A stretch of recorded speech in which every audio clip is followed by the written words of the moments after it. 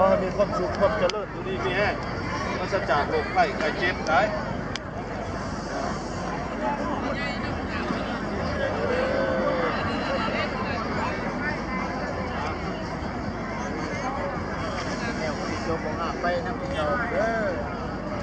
หลังจากนั้นเราหลังจากที่มาหาแนวและพวกเขายังมีเวลาสืบต่อไหมครับว่าเชิญประธานรับส้มการประกวดบทฟ้อนบทลำของบรรดาเผ่าสาวเมืองสมุยและมวลชื่นกับบุญประเพณีของบรรดาเผ่าของสาวเมืองสมุยเนาะและในการมวลชื่นอาจจะเป็นขันเป็นรายการเนาะรายการมีการ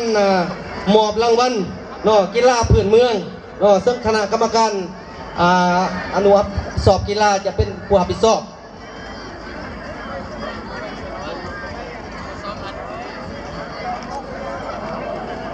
เจ้าฮอดเวลา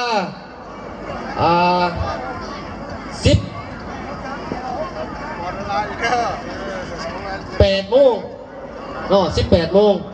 และขอถือเป็นเกียรติเชิญประธานขับประธานอาหารงานเลี้ยงขับห้องงานเฉลิมฉลองปีท่องเที่ยวลาว2018ติดพันกับงานบุญประเพณีประธานประเพาของสาวเมืองสมุยอยู่ที่เวทีแห่งนี้ในเวลา 18 โมง 00 นาทีเจ้า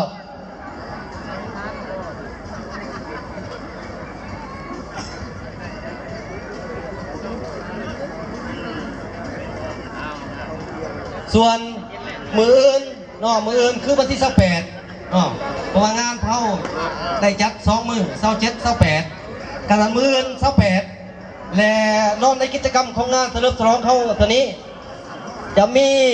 การแข่งขันเรือสวง8ที่พายซึ่ง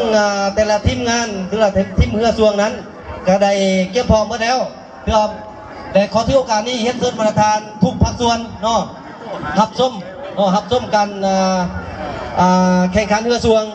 ประเภท8ที่พายคือประธานผู้นำกัน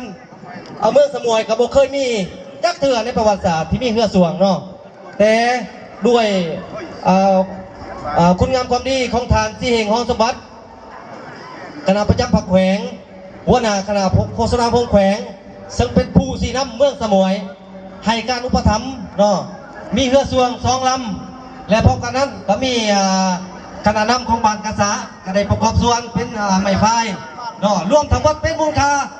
30 ล้านกีบขอตบมือสมใจต่อทานที่เฮงห้องสมบัติเจ้าขึ้นมาเบื้องต้นเมื่อปีนี้เป็นพิธีมิตรอาจจะบ่หลีกเลี่ยงบ่ได้ปัญหาที่บ่จบบ่งามหรือว่าปัญหาผิดพลาดการทานเลขอที่โอกาสนี้นะครับคณะผิดชอบเพื่อทานที่เองก็ได้ประกอบส่วนเป็นมูลค่า30 ล้านแล้วเป็นเรือสวงและมีบานกษาอีกมูลค่ากับหลายล้านการทานเลขอที่โอกาสนี้นะครับคณะผิดชอบขอให้การขอความห่วงใยห่วงมือจากทุกภาคส่วนที่ให้เกียรติร่วมงานในที่นี้ให้การสนับสนุนส่วยเหลือเมืองสมุยของพวกเราพวกพร้อมแล้ว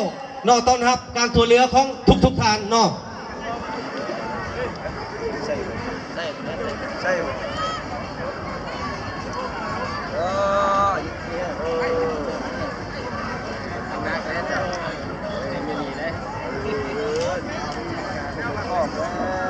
เจ้าภายหลังบูชาแล้วและขอถือพิเศษเทียนซึ่งประธานกันนำหักลัดแขกผู้มีเกียรติทุกทานคือดังข้าพเจ้าเสนอในเบื้องต้นนั้นและขอถือเปลี่ยนเทียนซึ่งทันคำเตาทรงเรื่องกรรมการผักแขวงเลขาผักเมืองจังเมืองมุสมวยให้เกียรติเ